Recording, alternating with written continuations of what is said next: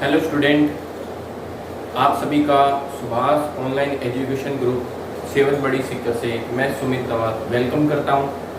आप सभी को पता है जैसे कि अपने इस चैनल पे अपने वीडियो चलते हैं। इन वीडियोस में क्लास 12th की वीडियोस अवेलेबल होती है। अब से ऐसा सिस्टम आएगा कि अब 11th क्लास की वीडियोस भी आपको मिलने लग जाएंगी। अब 11th क्लास की वीडियोस भी आपके इस पोर्टल पे चलेगी, जिससे आपके पास जो 11th क्लास में बच्चे होंगे वो भी इस चीज़ का फ़ायदा उठा सकेंगे। आप सभी मेरे YouTube channel maths tutor with Sumit Tanwar से जुड़ सकते हैं। उस पर भी मैं वीडियो अपने अवेलेबल करवाता हूँ। मेरा YouTube चैनल का नेम आपको वीडियो के एंडिंग में मिल जाएगा, maths tutor with Sumit Tanwar. यदि मेरे चैनल को सब्सक्राइब नहीं किया है तो सबसे पहले मेरे चैनल को सब्सक्राइब कर लें। तो चलो आज एक नया टॉपिक क्लास 12 का एक्सरसाइज 4 सारणिक पढ़ेंगे। तो सबसे पहले तो आपको ये पता होना चाहिए कि सारणिक होता क्या है। सारणिक एक ऐसा टॉपिक है जिसमें जैसे आप लोगों ने मैट्रिक्स खत्म किया तो मैट्रिक्स में तो क्या था कि कोई भी एक मैट्रिक्स दी होती थी। जैसे मान लो ये मैट्रिक्स देखिए 2x3 की 2x2 की मैट्रिक्स है, ठीक है। तो मैट्रिक्स में कभी भी वैल्यू नहीं निकाल सकते। मैट्रिक्स में उस मैट्रिक्स की वैल्यू नहीं बता सकते। मान लो ये मैट्रिक्स ए है तो इसकी वैल्यू नहीं बता सकते। जबकि सारणिक में सबसे बड़ा फंडा क्या है, आप इसकी वैल्यू बता सकते हो कि ए की वैल्यू कितनी होगी, सारणिक ऑफ ए का मान कितना होगा। वो आपको आगे बताएंगे प्रोसीजर कि सबसे पहला तो रीजन यही रहता है कि सारणिक का मान कोई एक परिमित मान होता है, जबकि मैट्रिक्स में कभी भी बड़े वैल्यू नहीं निकाल सकते। दूसरा सबसे इंपॉर्टेंट इसके रीजन क्या होता है, जो मैट्रिक्स होता है वो 2x3 3x4 किसी क्रम का हो सकता है, जबकि सारणिक हमेशा वर्ग मैट्रिक्स होगा, वर्ग आव्यूह होगा, हमेशा स्क्वायर मैट्रिक्स की फॉर्म में भी होगा, ठीक है। और मैट्रिक्स नहीं लगा होगा हमेशा सारणी के लिए। दो मापांक के सारणिक का सिंबल होता है ये आप इसको मापांक नहीं मानोगे, ये डिटरमिनेंट का ही सिंबल है, सारणी का ही सिंबल है, ठीक है। तो आपको सबसे पहले इम्पोर्टेंट बात है इसमें कि आपको एक बात तो लिखनी है इसमें, क्या कि सारणिक हमेशा कि मैट्रिक्स सारणिक की वैल्यू ज्ञात की जा सकती है, जबकि मैट्रिक्स की वैल्यू ज्ञात नहीं की जा सकती। उसी तरह से सारणिक हमेशा वर्ग आव्यूह रूप में होता है, जबकि मैट्रिक्स किसी भी रूप में हो सकता है, किसी भी क्रम में हो सकता है। अब उसके बाद आपको एक व्युत्क्रमणीय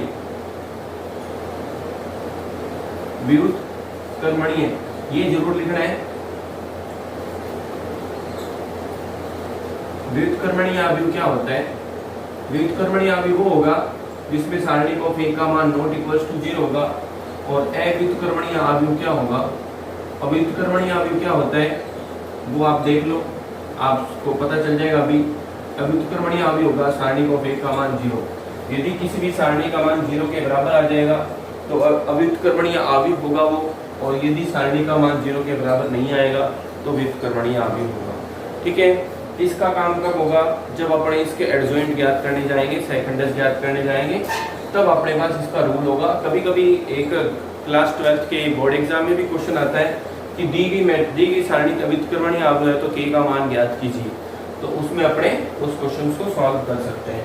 तो यहाँ पे आपके लिए ये इम्पोर्टेंट है इतनी चीज लिखने के लिए कि ये मैट्रिक्स 2x3 3x4 किसी भी क्रम में हो सकती है, जबकि सारणी हमेशा वर्ग आव्यूह के रूप में होगी। मैट्रिक्स के मान ज्ञात नहीं किया जा सकता, इसका मान अपने ज्ञात नहीं कर सकते, जबकि इसका मान पॉसिबल है। कुछ भी कोई ना कोई एक संख्या जरूर आएगी। व्युत्क्रमणीय आव्यूह क्या होता है? सारणिक ऑफ ए का मान 0 के बराबर नहीं होगा। अव्युत्क्रमणीय क्या होगा? सारणिक ऑफ ए का मान 0 के बराबर होगा, उसको अव्युत्क्रमणीय आव्यूह कहेंगे, ठीक है। तो आप सबसे पहले इसको वीडियो पॉज करके इतना लिख लीजिए, जो इसमें डिटेल बताई थी उसको मेंशन कर लेना कॉपी में, जो क्या बताई थी दोबारा से लीजिए कि आपको दो चीजें मेंशन करनी है कि सारणी की वैल्यू ज्ञात की जा सकती है, जबकि आव्यूह की वैल्यू ज्ञात नहीं की जा सकती। और सारणी हमेशा वर्ग आव्यूह रूप में होता है, जबकि मैट्रिक्स किसी भी फॉर्म में किसी भी ऑर्डर में हो सकता है, किसी भी क्रम में हो सकता है, ठीक है। इतना वीडियो पॉज करके लिखिए, फिर अपने चलते हैं नेक्स्ट पार्ट पे।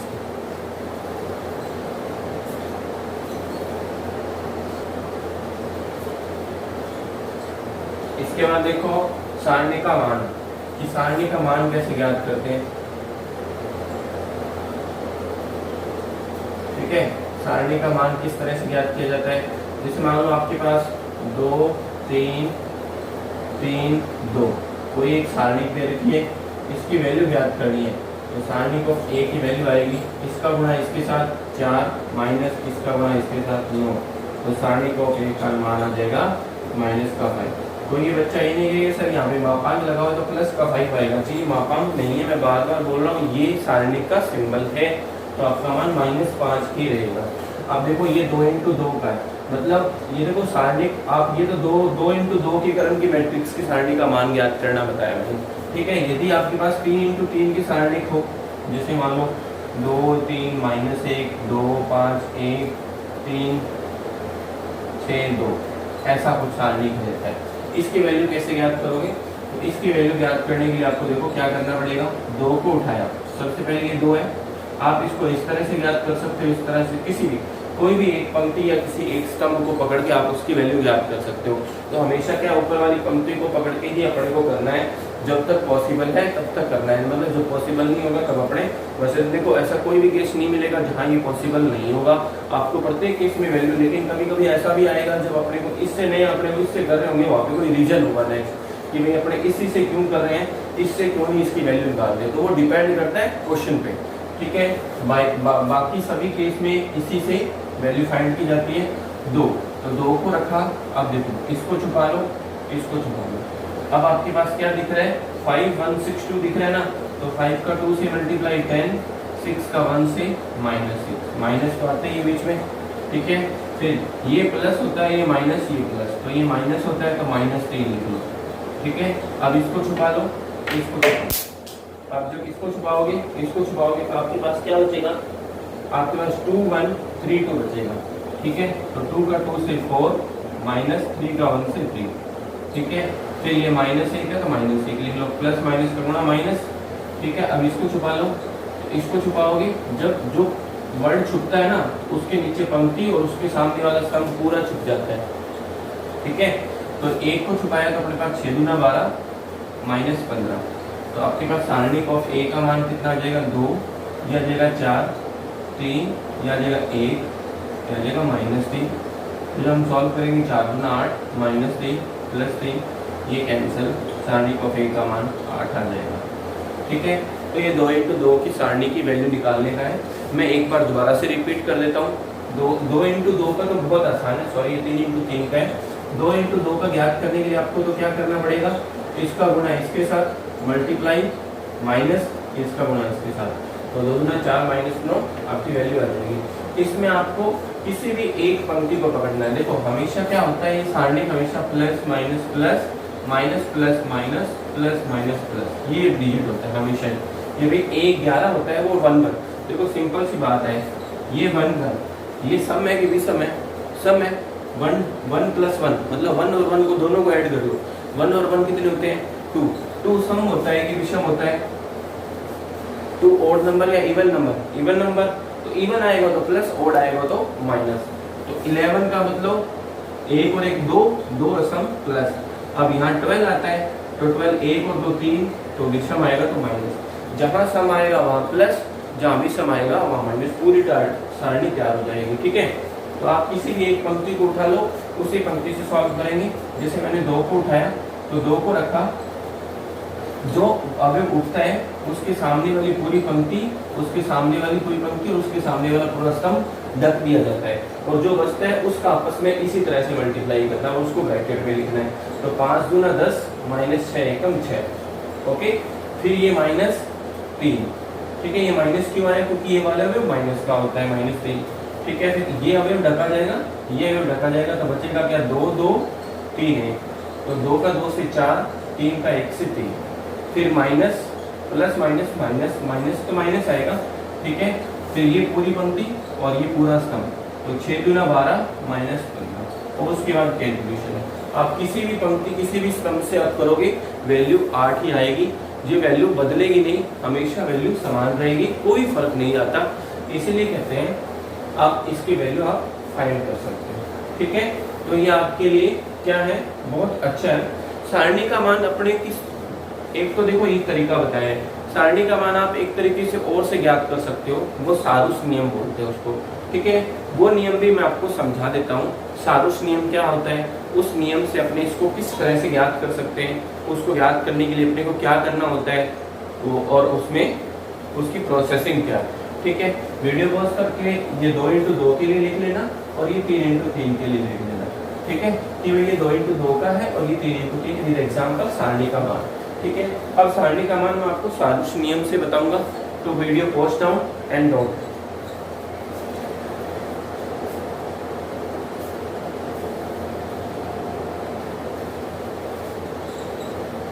देखिए इस क्वेश्चन को सारुष नियम से कैसे करेंगे, क्वेश्चन वही है जिसकी वैल्यू 8 है ना, वही क्वेश्चन मैंने लिखा है ताकि आपको दिक्कत ना हो कि सारुष नियम से भी वही मान आना चाहिए, मतलब इसका मान आपको पता है कितना 8 आना है।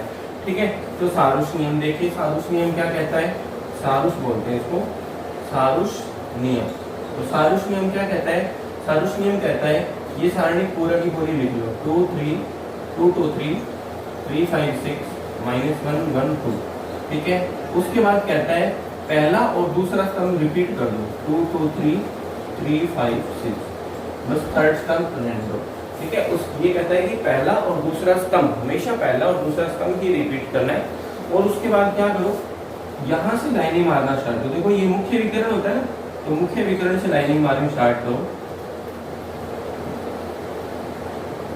इधर में मतलब इनका मल्टीप्लाई करते हुए चलो और उनको ऐड करते जाओ। तो 2 5 जा 10, 2 × 5 10, 10 को 2 से 20, प्लस 3 को 1 से 3, 3 को 3 से 9, प्लस -1 है, -1 6 × 12 -12।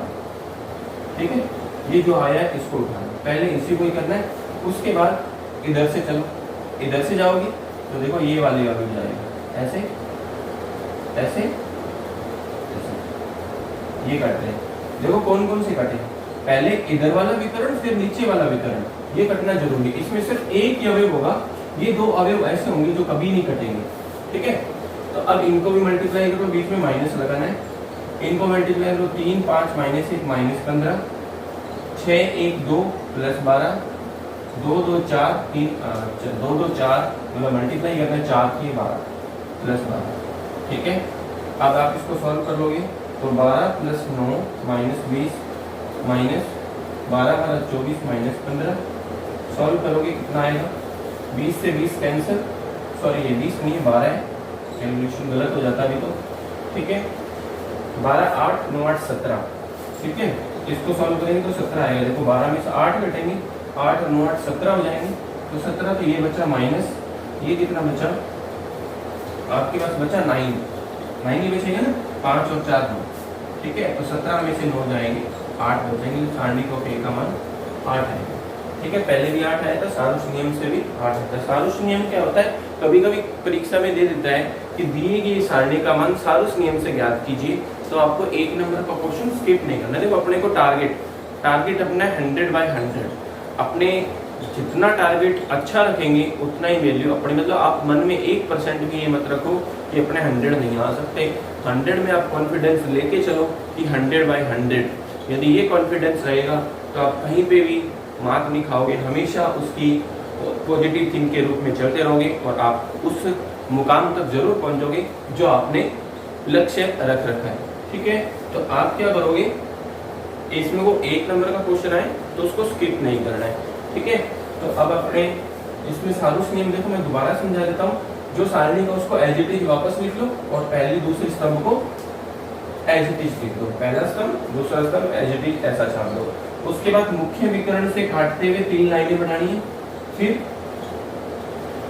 जो अग्र विकर्ण होता है उससे सबसे पहले अग्र विकर्ण देखो, ये होता है बीच वाला बिंदु, फिर ये और फिर ये, अपने आप दिखने लग जाएंगे। थोड़ा सा सिस्टम तरीके से लिखोगे ना, गैप करके आराम से कटेंगे, कोई दिक्कत नहीं होगी। ठीक है, तो सारुष नियम को भी नोट कर लीजिए, अच्छा नियम है, परीक्षा में काम आता है कभी कभी। तो आपके पास 8 आ जाएगा इसका मान सारुष नियम से। सारणी को ए का मान भी कितना आया, 8 है। ठीक है, उसके बाद देखते हैं क्या है इसके बाद। ठीक है, वीडियो को पॉज कीजिए, नोट कीजिए, चलते हैं इसके नेक्स्ट पार्ट में।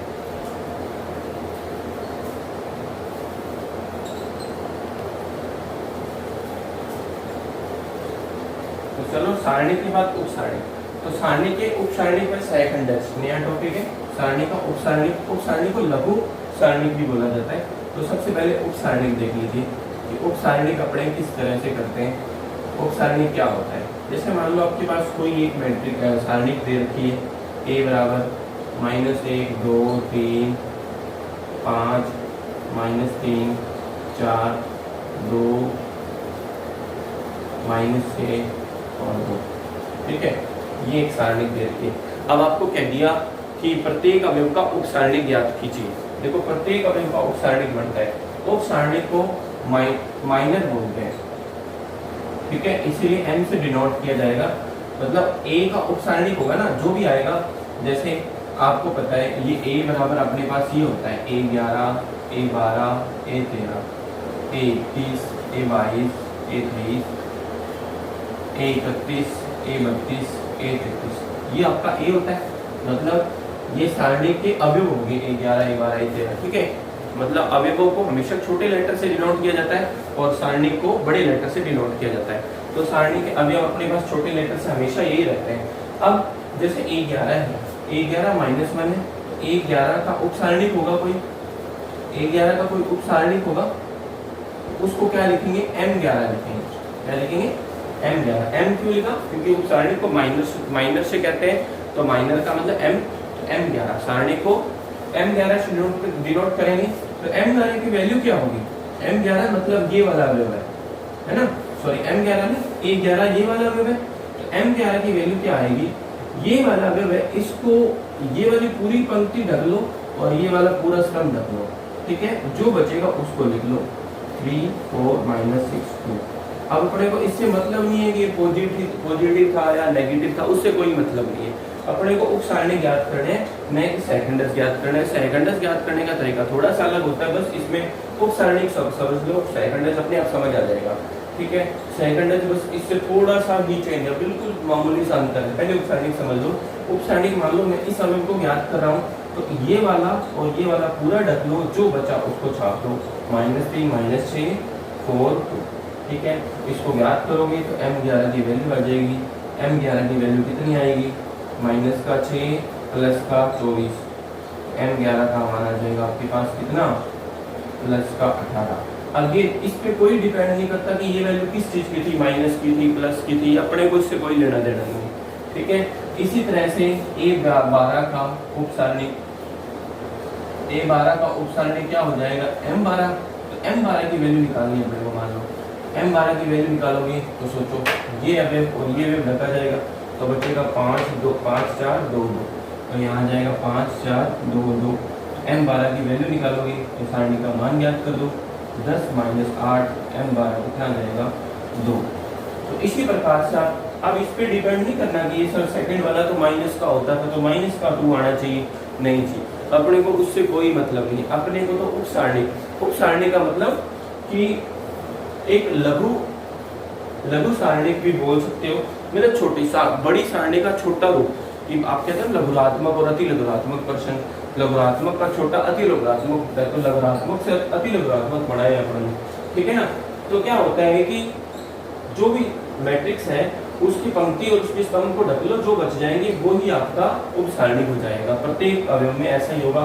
जैसे मान लो ये है, इस अवयव को क्या नाम दिया, a32 नाम दिया, तो मैं a32 की याद करने जा रहा हूँ, a32 का उप सारणी।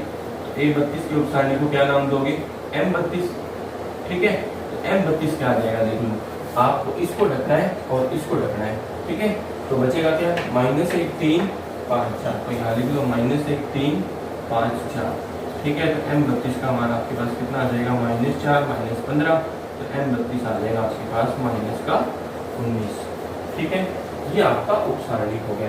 अब उप सारणिक और जो सेकंडेज है उसमें बहुत छोटा सा डिफरेंस है, जहां अपने प्लस माइनस सिंबल नहीं देख रहे थे ना, अभी नहीं देख रहे थे ना कि ये प्लस है माइनस है प्लस है, बस सेकंडेज में उसको देख लेंगे, वो सेकंडेज बढ़ जाएगा। कि उप सारणी के आगे प्लस माइनस लगाने स्टार्ट कर दिए उसके हिसाब से, तो वो क्या बन जाएगा, उप सारणिक बन जाएगा, सॉरी सेकंडेज बन जाएगा। ये निशान लगा दिए ना, उप सारणी में तो कोई सिंबल नहीं लगा रहे हो, जैसे आपने उसकी जगह निशान लगा दिए तो वो क्या बन जाएगा, सेकंडेज बन जाएगा। कि a11 प्लस का होता है, a12 माइनस का होता है, तो यहाँ -2 लग जाएगा ना, तो ये सेकंडेज बन जाएगा। सेकंडेज को a से डिनोट करते हैं, तो a कैपिटल A से, वैसे तो ए खुद ही होता है मैट्रिक्स, लेकिन इसको कैपिटल ए से ही डिनोट करते हैं, A11 A12 A13, ठीक है ना। तो पहले आप इसको लिख लीजिए, फिर मैं आपको सेकंड का एग्जांपल सही समझा दूंगा, ठीक है। उप सारणी को नोट कर लीजिए, फिर अपने सेकंड की बात करेंगे।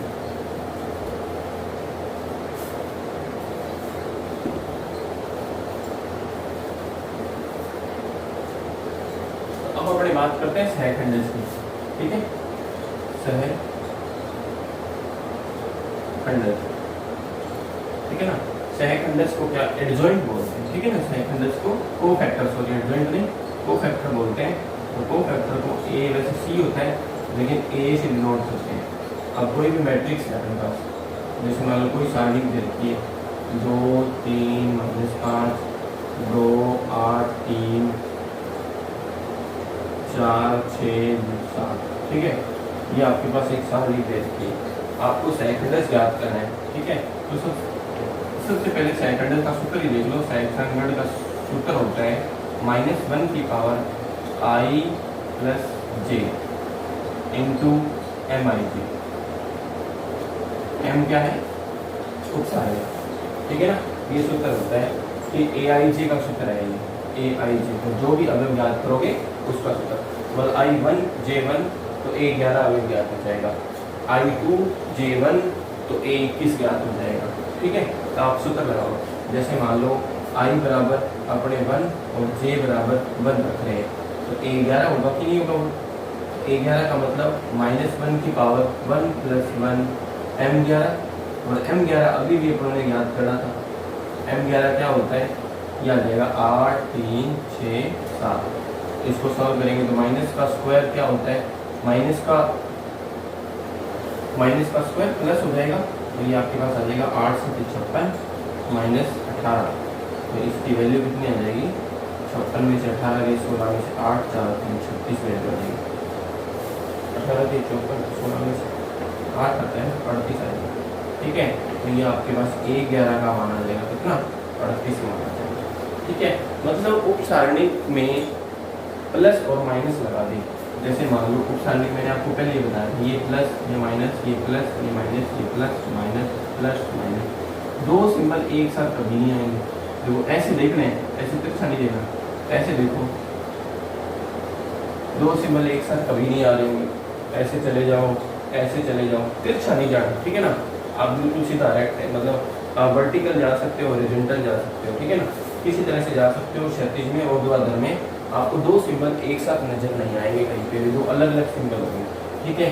तो ये प्लस का होता है तो प्लस आ गया, ठीक है। यदि इसकी वैल्यू कोई भी, यदि मान लो ये माइनस आ रहा होता तो प्लस माइनस माइनस आ जाता ना, वो डिपेंड करता है अंदर की वैल्यू पे, वो क्या वैल्यू है वो अपने को उससे मतलब नहीं है। जैसे मान लो यहाँ पे किसी की वैल्यू आ सकती है ऋणात्मक, तो कोई ज्ञात करोगे आ जाएगी ये -5 के हिसाब से देखें तो, ठीक है। तो मैं जैसे मान लो इसकी वैल्यू ज्ञात कर रहा हूँ, इसकी ये कब चुना जाएगा, ये वाला कब चुना जाएगा, ये चुना जाएगा, उस समय माइनस आ जाएगा आपका। ये वाला आप चुन सकते हो किसके लिए, जब आप इसकी वैल्यू ज्ञात करोगे, इसकी वैल्यू ज्ञात करोगे, इसकी वैल्यू ज्ञात करोगे, ठीक है। जब आप इसकी वैल्यू ज्ञात करोगे ना, तो देखो ये वाला जब आएगा, तो ये कौन होता है, ये होता है आपका ये 11, ये 21 और ये 31। इसका मतलब ये I बराबर 3 है और J बराबर 1 है, ठीक है। I 3 1, ठीक है ना, 3 1 हो गया। तो यहाँ रखोगे -1 की पावर 3 + 1, और यहाँ आ जाएगा, देखो इसको छुपाएंगे तो ये लिखेंगे 3 - 5 और 8 3, ठीक है। इसको सॉल्व किया, ये 31 हो गया, -1 की पावर 4, और इसको सॉल्व किया तो 9 माइनस प्लस 40। तो यहाँ पे भी आपका प्लस ही आ रहा है, क्योंकि माइनस माइनस बन गया ना ये 49, तो आपको ये 31 भी 49 आएगा। तो ये प्लस क्यों आया, तो देखो ये प्लस था ना, इसीलिए प्लस आया, ठीक है। वो तो अपने को उलझाने के लिए सूत्र दिया है, उस पर अपने को उलझना नहीं है, बहुत आसानी से अपने को उसको सॉल्व कर जाना है, कहीं कोई प्रॉब्लम नहीं आएगी। मतलब जो आपने उप सारणी सीख लिया ना, उसमें प्लस माइनस के निशान लगाए हैं, वो निशान लगाने सीख जाओगे तो कोई दिक्कत ही नहीं होगी। यदि जिसको उप सारणी का आती है ना, तो उसको सेकंड बनाने में कोई समस्या नहीं होगी, ठीक है। क्योंकि सेकंड में क्या सिंबल ही लगाने हैं ना, प्लस माइनस, ठीक है। तो ये इसका 4th चैप्टर का जो 4.1 जो कर रहे थे, उसका बेसिक कंसेप्ट क्लियर हो जाता है और जो इसके बाद अपने पास आएगा सारणी के गुणधर्म को 4.2 के लिए आएगा, उससे पहले अपने 4.1 को कंप्लीट कर लेते हैं। तो वीडियो पॉज करके सेंटेंस को नोट कर लीजिए, चलेंगे अपने 4.1 की ओर।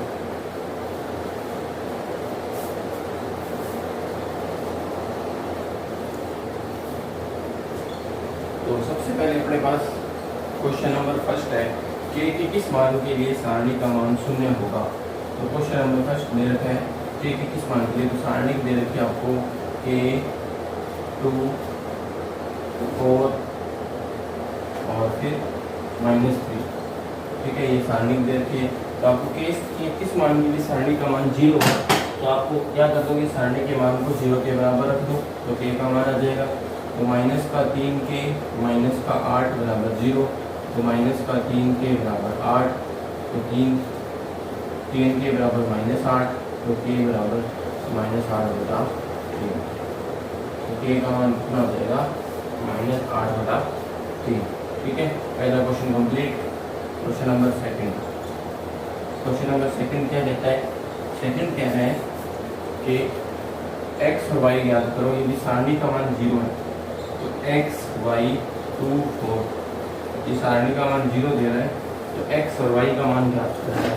तो देखो कैसे ज्ञात करोगे, तो आपको लिखना है यहाँ से सारणी का मान ज्ञात कर लो, 4x - 2y बराबर 0, ठीक है ना, 4x - 2y बराबर 0। तो x और y का मान ज्ञात करने के लिए इसको इधर भेज दो, तो 4x बराबर 2y, तो यहाँ से आप x बटा y बराबर कह सकते हो 2/4। अब ये x रेशो के फॉर्म में आया है, x रेशो y बराबर आया है 2/4, x रेशो y का मान कह सकते हो 1/2, ठीक है। तो आप इसमें मान आपको बताना है कि इसका मान क्या हो सकता है।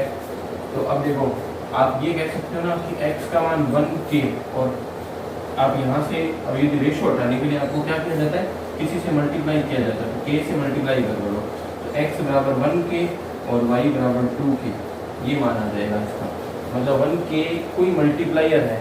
आप कह सकते हो कि रेशो हटाने के लिए अपन ने क्या किया, इसको k से मल्टीप्लाई कर दिया, तो x बराबर 1 के और y बराबर 2 के मान आ जाएगा, ठीक है। k का मतलब इसके गुणांक है, मतलब यदि 5 आएगा तो x बराबर 5 भी हो सकता है, y बराबर 10 हो जाएगा। यदि x बराबर 5 है तो y बराबर 10, x बराबर 4 है तो y बराबर 8। तो इस तरह से वैल्यू चलेगी इसकी, आप बता नहीं सकते, यहाँ पे आप पुट करके दे सकते हो। देखो x बराबर यदि मैंने 1 पुट किया, ठीक है, तो y बराबर 2 आएगा, पड़े आप देख लो, 1 पुट करोगे ना तो y बराबर आपके पास देखो कितना आएगा, तो -4 2 आएगा, ठीक है ना।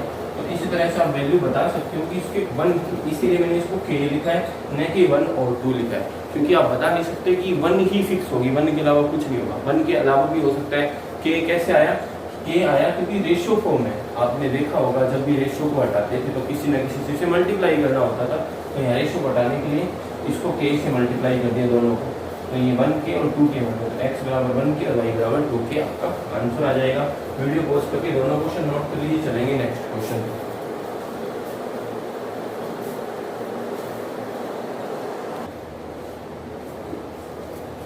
क्वेश्चन नंबर 3 दिया है आपके पास, 2 3 y और x बराबर 4 और एक दिया हुआ है x y 4 2 बराबर 7, और तो x और y का मान ज्ञात करना है। तो देखो इसमें पहले मान ज्ञात कर लो, ये 2x - 3y बराबर 4, एक समीकरण बन गई, यहाँ से 2x - 4y बराबर 7 दूसरी समीकरण बन गई। तो 1 और 2 से 2x - 3y बराबर 4, 2x - 4y बराबर 7, ठीक है। घटा दो, घटाओगे तो निशान बदल जाएंगे, तो यहाँ y बचा, यहाँ -3, तो y बराबर -3 आ गया, ठीक है। तो y बराबर -3 किसी में रख दो, 1 से आप क्या कह सकते हो, 2x - 3 × -3 बराबर 4, तो 2x + 9 बराबर 4, तो 2x बराबर 4 - 9, 2x बराबर -5, x बराबर -5/, तो आपके पास x का मान -5/2 आ गया और y का मान -3 आ गया। ठीक है, दोनों वैल्यू आ गई है, आप इसको कर सकते हो, कोई प्रॉब्लम नहीं होगी आप लोगों को करने में। तो वीडियो पॉज करके इसको नोट कर लीजिए। चलेंगे नेक्स्ट क्वेश्चन पे। तो नेक्स्ट क्वेश्चन आपका कुछ इसी तरह का दे रखा है, वो देखिए किस तरह का क्वेश्चन है। वो क्वेश्चन आप बिल्कुल आसान है, तो वो आप सेल्फ कर सकते हैं। फॉर्मूला मैं पढ़ के बता देता हूँ। और लिखा हुआ है एक्स, एक द्विघात समीकरण मिलेगी और द्विघात समीकरण में एक्स के मान 2 आएंगे, दोनों मान पॉसिबल हो सकते हैं। ठीक है, 5वां निम्न सारणी के प्रथम स्तंभ के अवयवों की उपसारणी व सहखंड लिख के उनका मान भी ज्ञात कीजिए। ठीक है, तो 5 में मैं 1 करा देता हूँ, आप दूसरा कर देना। ठीक है, 5 में 1 पहला है a 3 -3 2 4 -1 2 3 5 2। ठीक है, बोलता है प्रथम स्तंभ के अवयवों की उपसारणी सहखंड लिख के उनका मान ज्ञात करें। प्रथम स्तंभ मतलब ये वाला, मतलब आपको A11 A21 और A22 A31, ठीक है, 22 में A31 के उपसारणी को सहखंड ज्ञात करने हैं।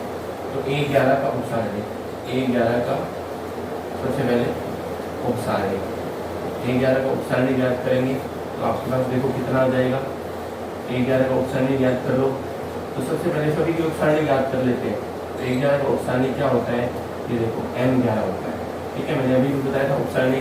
तो इसको छुपा लो, आपके पास मिलेगा, इसको छुपा लेंगे तो क्या मिलेगा, -1 2 5 2। इसको सॉल्व करेंगे तो M11 की वैल्यू -2 -10, M11 आ जाएगा -12। ठीक है, A11 के बाद A21 का उपसारणी, A21 का उपसारणी का मतलब क्या हो गया, M21 कैसे ज्ञात करेंगे, ये छुप जाएगा। तो -3 2 5 2, -3 2 5 2।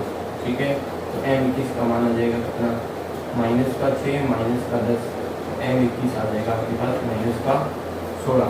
ठीक है, फिर A31 का उपसारणी, A31 का उपसारणी क्या हो जाएगा, M31। ठीक है, M31 बराबर क्या हो जाएगा, M31 है ना, तो लिख लो M31 कितना आ जाएगा, देखो -3 2 -1 2, -3 2 -1 2। ठीक है, M31 की वैल्यू आ जाएगी आपके पास कितनी, -6 + 2, तो M31 आ जाएगा -4। अब आपको सारों के उपसारणी ज्ञात करना है। तो A11 का उपसारणी, A11 का सहखंड उपसारणी को ज्ञात कर लिया। तो सहखंड क्या होता है, जो भी मान आता है प्लस आ जाएगा, M11 प्लस आएगा ना, प्लस है ना, तो M11 तो A11 का सहखंड को A11 बोलेंगे। A11 का मान कितना आएगा, प्लस M11 कर दो तो प्लस माइनस -12 ही आ जाएगा। तो A21 का सहखंड, A21 का सहखंड कितना आ जाएगा, 3 आ रहा है ना, तो -M21। ठीक है, -M21 का मान कितना है, -16। तो आपके पास A21 का मान आ जाएगा +16। फिर A31 का सहखंड, A31 का सहखंड आप क्या होंगे, M31। तो 3 और 1 4 हो रहा है। ठीक है, 3 और 1 4 है ना, तो आप क्या होंगे, प्लस M31 का मान देख लो, M31 का मान कितना है, -4। आप क्या लोगे, A31 आ जाएगा -4। ठीक है, बहुत आसान है। वैल्यू के अंदर आप यहाँ से बता सकते हो 1 और 1 2 मान प्लस, 1 2 3 माइनस, 1 3 और 1 4 प्लस। यदि सम है तो प्लस, विषम है तो माइनस। ठीक है, वो डिपेंड उसकी वैल्यू पर नहीं करता कि वो माइनस, सर ये माइनस आ गया जबकि प्लस आना चाहिए, लेकिन ये तो माइनस था, अपने को ये बताना है प्लस है कि माइनस, बाहर निशान बताना है प्लस या माइनस। ठीक है, वीडियो पॉज करके इसको नोट कर सकते हो। एक क्वेश्चन और 2 क्वेश्चन और बचे, वो बता सकते हैं।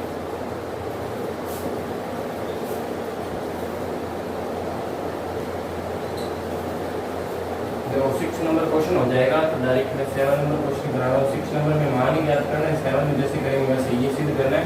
सिद्ध करने वाला मैंने लिखा नहीं है, इसलिए जैसे लिखा है। तो 1 इसमें डायरेक्ट प्रसार लगा दो, तो 1 माइनस माइनस प्लस C² हो जाएगा ये। ठीक है, -a माइनस का a प्लस का BC माइनस का प्लस का b, तो प्लस का b करेंगे तो minus plus AC minus minus plus B. ठीक है, तो यहाँ पे अपने पास क्या आएगा, देखो यहाँ से आ जाएगा 1 प्लस सी स्क्वायर, यहाँ से आ जाएगा minus minus plus a square minus a b c, फिर plus a b c plus b square, तो ये इससे cancel, a square plus b square plus c square plus 1, ये आपका RHS है। आज की वीडियो में इतना ही, ये खत्म हो गया क्वेश्चन। तो आज की वीडियो में इतना ही, आपने क्वेश्चन देखा होगा, बहुत आसान क्वेश्चन है। तो इसी तरह से मेरे YouTube चैनल जो आपके सामने अब लास्ट जैसे ही वीडियो खत्म होगा तो आपके सामने मेरे YouTube चैनल का नाम शो होगा, और मेरे YouTube चैनल को सब्सक्राइब ज़रूर कर लें ताकि आपको उस पर आने वाली लेटेस्ट वीडियो तुरंत मिल सके। ठीक है, तो मैं सुमित तंवर सुभाष विद्या मंदिर की तरफ से आप सभी का फिर से धन्यवाद करता हूँ। Thank you. जय हिंद, जय भारत।